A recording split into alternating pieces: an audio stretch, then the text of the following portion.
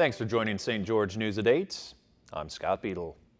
What appears to have started as a sibling argument quickly turned tragic after a boy shot his older stepsister in the back, authorities say. A 15-year-old girl was airlifted from Henryville to Salt Lake City Sunday night after her younger brother allegedly shot her in the back during what police are calling, quote, an altercation. Garfield County Sheriff Danny Perkins said the boy was around 12 or 13 years old, but he was unsure of his exact age at the time. The girl is now considered to be in stable condition. The case is still in the early investigation stage, and authorities were not able to provide many details of the incident. The boy was arrested and is currently being held in the Richfield Juvenile Detention Center. Perkins did not elaborate on what charges he could be facing. After 2 years of crafting a county-wide resource management plan, it was adopted by the Washington County Commission Tuesday. The plan outlines the county's plans and preferences for land use and access. It also gives federal agencies a better understanding of what their local partners want. The state legislature back in 2015 asked the counties to write a resource management plan that would help guide county decision-making, particularly when it comes to natural resources. The county has been actively engaged in writing that plan for the last 2 years and seeking public input along the way. The county's plan contains 26 sections and covers expected areas such as land use and land access, as well as sections related to air and water quality, grazing, mining, wildlife, agriculture, and more. A crash on Red Hills Parkway triggered an arrest and a serious injury due to a suspected drunk driver. Around 8 Wednesday night, officers responded to a two-vehicle crash near the Dixie Overlook Trail. After speaking with witnesses, officers determined that a tan Chevy Suburban was heading north on Red Hills Parkway and struck a green Jeep Grand Cherokee, which was headed south as a driver attempted to turn. A passenger in the Suburban and the Jeep's driver were taken by ambulance to the hospital. Officers determined that James Paulson of St. George had failed to yield. They also say they noted possible signs of impairment and arrested Paulson when he was released from the hospital. Well, listen up, fitness fans. FitCon is coming to St. George. The event features seminars, live fitness classes, aerial workshops, and more. Organizers are even bringing a 24x70 Ninja Warrior course to try out. FitCon is set for Friday, August 4th and Saturday, August the 5th. Tickets start at $12 and you can get a discount by using the code STGNews at the FitCon website checkout. After spending nearly 9 years in prison, O.J. Simpson will be a free man this fall. Marcy Gonzalez has the story. Mr. Simpson, I do vote to grant parole. Thank you. Thank you. And with that, O.J. Simpson will soon be a free man.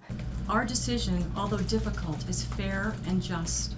Granted parole today after pleading to the board via video conference from Lovelock Prison, where he's been behind bars serving 9 of his 33-year sentence. I'm sorry it happened. I'm sorry I did Nevada. Done my time. I'd just like to get back to my family and friends. Contributing to the board's decision, testimony from one of the men Simpson is convicted of robbing in 2007 in this Las Vegas casino, and what the NFL Hall of Famer maintains was an attempt to reclaim some of his personal memorabilia. It's time to give him a second chance. It's time for him to go home to his family, his friends. This is a good man. He made a mistake. Simpson is now 70 years old. His age and perfect record as a prisoner all playing into his appeal for freedom. Simpson explaining to the board he's taken a course on nonviolent ways to deal with conflict and that he helped start a Baptist church service in the prison. I was always a good guy, but I could have been a better Christian, and my commitment to change was to be a better Christian. The board receiving hundreds of letters, many asking them to factor in the 1994 murder of Simpson's ex-wife Nicole Brown and her friend Ron Goldman, for which Simpson was infamously acquitted. These items will not be considered in this case. Simpson could be free as soon as October 1st. He told the board he plans to live in Florida. Chief Meteorologist Chris Summers has your Southern Utah forecast right after this.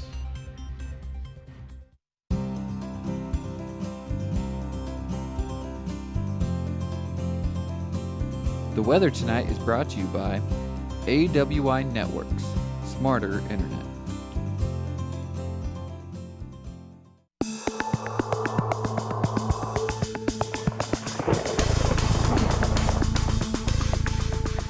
And welcome back, everyone. A good Thursday evening to you. Temperatures in the upper 90s here late this afternoon around St. George. 98 degrees our high temperature. Normal high 102. Overnight lows into the 70s. Did see some cloud cover and some rain around the area, but didn't pick up any rain here in St. George late this afternoon. Taking a look at our satellite and radar, again showing some clouds around the area here. That held our temperatures back just a little bit, but most of the rain has been staying down to our south around the Grand Canyon and near Flagstaff, Arizona, seeing some showers and thunderstorms. A few more to our north and to our east as well through parts of the southern and southeastern parts of Utah.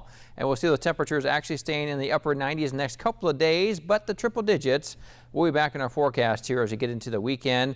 And it looks like the rain chances are going to hang around for the next couple of days too, as we have this monsoonal flow across parts of our area. High temperatures from today, 85 degrees up in Cedar City. Again, some clouds out there, a little bit of rain around the area. 98 degrees, the high temperature in Hurricane. 100 back in Vegas, 98 in Mesquite.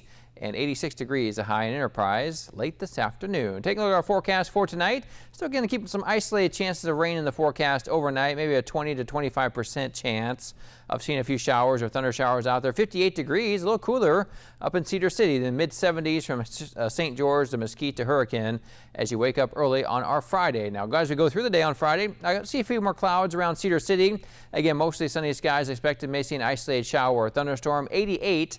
The high temperature around Cedar City for Friday afternoon. St. George and southern Utah, back to the triple digits. We'll go for at least 100 degrees, but may stay in the upper 90s. We get a few more clouds out there and bring a chance of some isolated showers back in our forecast once again for the afternoon hours of Friday. Now, as we go through the next couple of days, really going to keep that threat of rain in our area here, not only for your Friday, but into the weekend on Saturday. But by Sunday, I think most of that rain will come to an end across our area, but still hot and dry.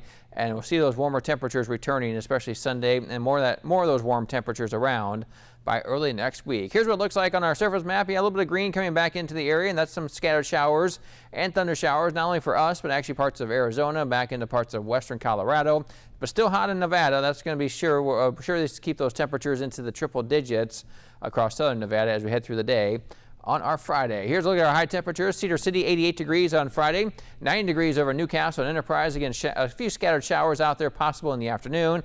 As we get to St. George and southern Utah, triple digits once again. We'll go for a high of 98 in Hurricane, 100 here in St. George, 103 in Mesquite, and 104 in Mesquite, 103 in Littlefield. Again, mostly sunny skies expected. And Cedar City, 7-day forecast keeps that threat of rain in the forecast as we head into the weekend, but a little bit warmer, back to 91 by Sunday.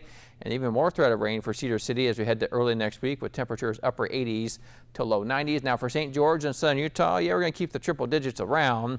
Looks like we'll get back to near 104 or so by Sunday, but some chances of storms come back next week. And with that and some more clouds around, we do drop back into the upper 90s once again by Tuesday and Wednesday of next week. So definitely seeing a little bit of cooler weather. I mean, cooler as far as temperatures we've been seeing lately, back with the upper 90s around today and even yesterday.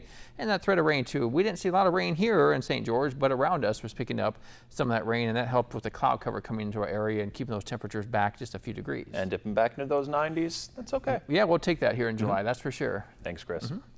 Still ahead, the sweetest surprise at the happiest place on earth.